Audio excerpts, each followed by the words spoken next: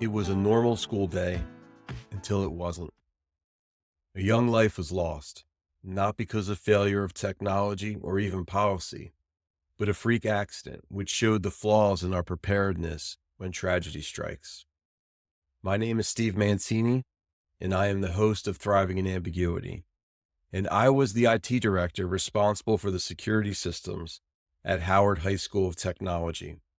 And this is a story I wish I never had to tell. But I'm telling it now because with any tragedy, there are lessons to be learned. And while not easy, that makes the sacrifice of a young life meaningful so that her story can help others. At the time, Howard had just undergone a major renovation. It was an amazing building, serving as a historical landmark dating back to when Martin Luther King once spoke there to a packed auditorium. I had worked hard to ensure we built a secure, forward-thinking environment that matched the history and pride that the school had come to represent. We had over 280 high-definition surveillance cameras installed across the campus, keyless entry systems, live building lockdown capabilities, all the things you'd come to expect from a school that took safety seriously. And I was honestly damn proud of it. But even with all of that, the best tech in the world couldn't stop what happened next. The day in question, a teacher had called out sick. A substitute teacher was supposed to take over, but for some reason they never showed. Students were left waiting in the hall, unsupervised. Apparently, some girls had an issue with another girl over a boy. Typical teen drama that escalated into something more. It started in the hallway, then moved to the bathroom, and then it happened. Phones out, kids recording, a fight broke out. Honestly, nothing brutal. No dirty tricks. Was there hair pulling? Yes. Was there some punches thrown? Absolutely. Did they end up tussling and rolling around on the floor? Yep, I saw all of that. But honestly, we've all seen this kind of fight before. And you may even recall a scuffle that you've been involved in as a kid. I know I can. But the difference here was that as the fight ended, something just wasn't right. An undiagnosed heart condition changed everything in an instant. And how do I know all this? Of course, there were no cameras in that bathroom, but I saw the cell phone video. See, I was brought into the investigation early as part of the IT team, and I had access to the surveillance systems and even the cell phone footage. And I remember watching in that moment helpless. I was in our tech building, and I was there to witness the whole thing as it unfolded. I watched as a neighboring teacher overheard the commotion, ran to the bathroom, broke up the fight, ran back to his classroom to call for help. Then he returned to assist. The principal arrives. The girl was still conscious at the time, sitting on the floor, and then she passes out. The nurse was called. Then they called for an AED. The EMS arrived. The paramedic arrived. And paramedics did everything they could. Unfortunately, she was gone. Her name was Amy Joyner Francis. That moment, that loss, it changed everything. For the school, for the community, and for me. But what happened next? Social media erupted. First it was, there's a fight at Howard. Then, she was jumped by a gang of girls. She had her head smashed on the sink. She was stabbed with pencils. She was kicked. None of that was true. Go read the Wikipedia page today. It's easy to look up. It'll paint a horrific scene. Unfortunately, that is not what the evidence showed. I saw the footage. Now, after the fact, but in the moment, I was as in the dark as everyone else. But the internet doesn't wait for facts. It thrives on outrage. People from all over the country who had no connection to this school or this girl were making videos, sharing lies, pointing fingers, and we couldn't say anything at the time. I could with certainty tell you everything that I saw with those 280 cameras, but the bathroom was a privacy area, so I was blind. Not that it mattered anyway. See, when an incident involves minors, and lawyers are now involved, you're limited to what you can say publicly. I was the one responsible for managing the district's social media, so I had to post official statements. Our district's public relations officer would craft them for me. Legal would approve them, but they were often vague because they had to be. And the internet, well, it doesn't do good with vague.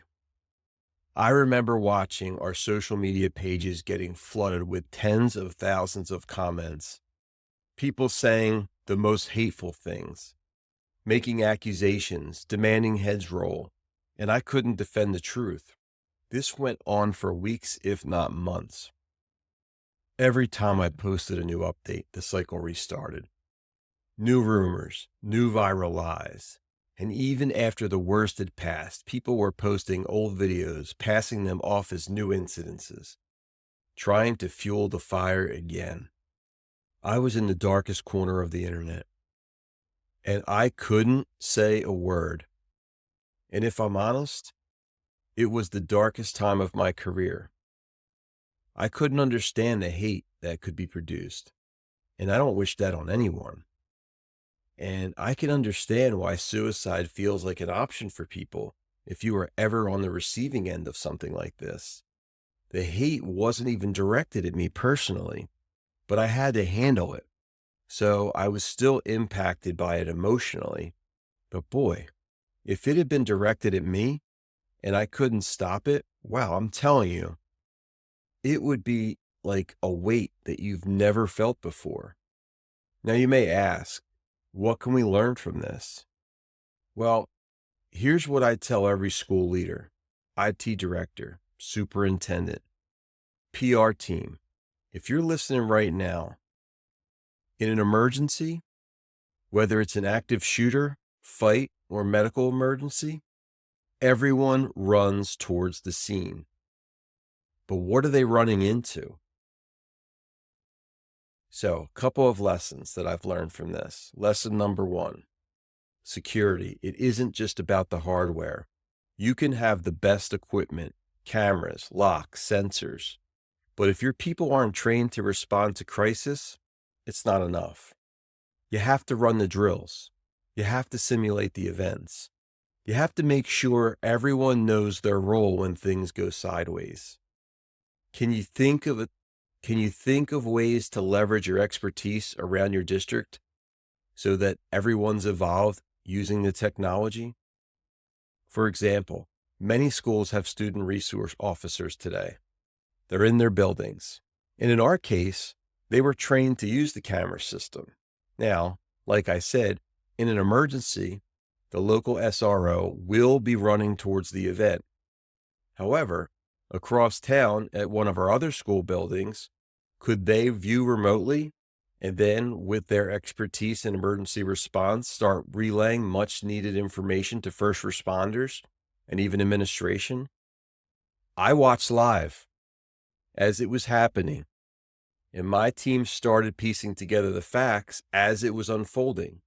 And there's no reason this couldn't happen if the staff was trained properly and there were procedures in place. Lesson 2. You have to own the narrative. When a tragedy hits, the first instinct might be silence. But in my opinion, that's a mistake. If you're not filling the information void with fact-check updates, social media will fill it with whatever gets the most clicks. So prepare now. You need to have pre-approved templates. You need to be able to build a rapid response team that includes IT, communication, and legal. See, we were lucky enough to have a PR officer. Many schools don't. So who is going to own that communication? Are they trained? Don't wait for it to happen because this will be an absolute disaster.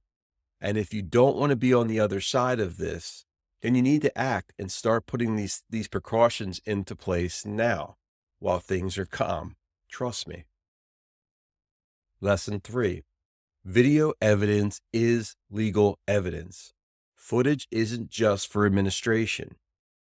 It's a critical part of the chain of events, and mishandling it, whether through leaks, poor storage, gaps in access, this can all wreck an investigation, and it can hurt public trust. Train your teams on chain of custody, secure archiving, and what to do when a video goes viral. Know who has access to the video system. And honestly, I recommend having a policy that documents who is allowed to access and who can view both live feeds and archives. Running the investigation is important, and how you handle the evidence matters. So think, it's easy to give everybody access, but really, you should ask yourself, should they have access to it? And are they trained in proper usage? Because in many cases, they're not. So I would really take a strong, hard look at who's in your system and what they have potential access to. Lesson 4. Be proactive always. No one asked me to start the investigation. No one requested the video. But I did it anyway because I knew that we needed clarity fast.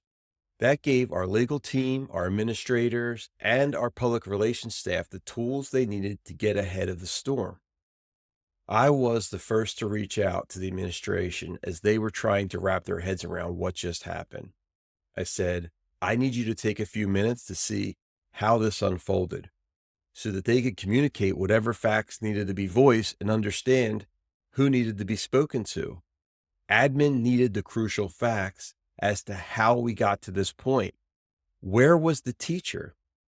Why were the kids in the hallway? These were all critical questions that they needed to understand, because there was going to be a point in time when someone was going to ask them this question. And if they didn't know the answer to it, it could really put us in a really tough situation. So they needed to. Now, at the end of the day, we weren't ready. Now, not to say that we did everything wrong. We did a lot of things right. But there was plenty of things that we could have done better. And that's why we're talking about things like this today. Because there's a lot of schools out there. We all have a very, very similar role to play. And there's always things that we could do better, even when we think we're prepared. And honestly, I still think about Amy. I think about that day. I think about her family. I think about all that could have maybe been done differently. I know that there's nothing that could have been done to save her. I get it. Sometimes bad things happen. And all we can do is use that as fuel to help others so that the sacrifice of that young life is not wasted. And if this story shakes you up a little bit, well, that's good. Because that means you care, and that means you're thinking about it. And that also means you likely have the ability to maybe do something about it. You have the ability to start the conversation within your district. Run that crisis response drill. Get your tech and your PR people in the same room. Audit your surveillance system. Talk through what the first 30 minutes would look like if this ever happens to you. Don't wait for the unthinkable to happen, because by then, it's just too late. And the stakes are just way too high. Thanks for joining me on Thriving in Ambiguity. I hope you found this episode helpful.